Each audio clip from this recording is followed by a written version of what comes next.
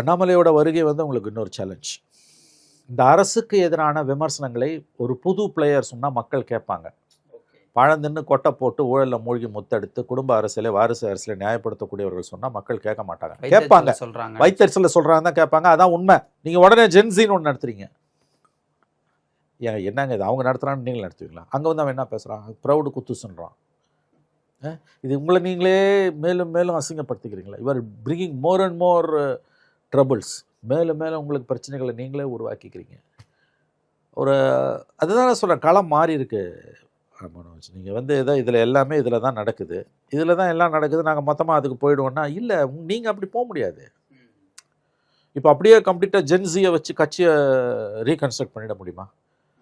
எல்லா மாவட்ட செயலர் 66 மாவட்டமாக என்னமோ இருக்குது அவங்களுக்கு, 64 மாவட்டம் நினைக்கிறேன். எல்லா மாவட்ட செயலாளரும் குறைஞ்சது 40 வருஷம் 50 வருஷம் பழந்தென்னு கொட்டை போட்டவங்க. அவங்க அத்தனை பேரையும் அட் ஒன் கோ நீங்கள் மாற்ற முடியுமா? இல்லை, பிரேக் டவுன் பண்ணால் அது உண்மையும் இல்லை.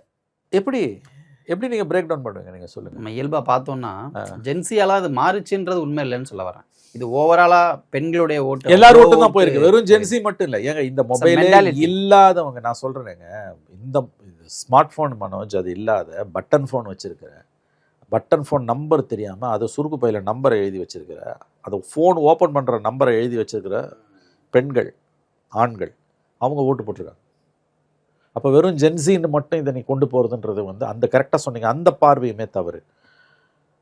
இன்னொன்று நீங்கள் வந்து அதான் பெரிய பிரச்சனை. You are fighting the symptoms not the disease. நோய் அறிகுறிகளை நீங்கள் எதிர்த்து போராடுறீங்க, நோயை எதிர்த்து நீங்கள் போராடல. புறையோடி போயிருக்கக்கூடிய பல விஷயங்களை இன்றைக்கி மாற்ற வேண்டியிருக்குது. தொழில்நுட்பன்றது ஒரு வசதி தாங்க, ஒரு ஆஸ்பெக்ட் தான். சொன்ன மாதிரி வந்து ஜென்சி மட்டும் ஓட்டு போடல, 80 வயது மூதாட்டிகள் போட்டிருக்காங்களே, அவங்க ஏன் போட்டாங்க?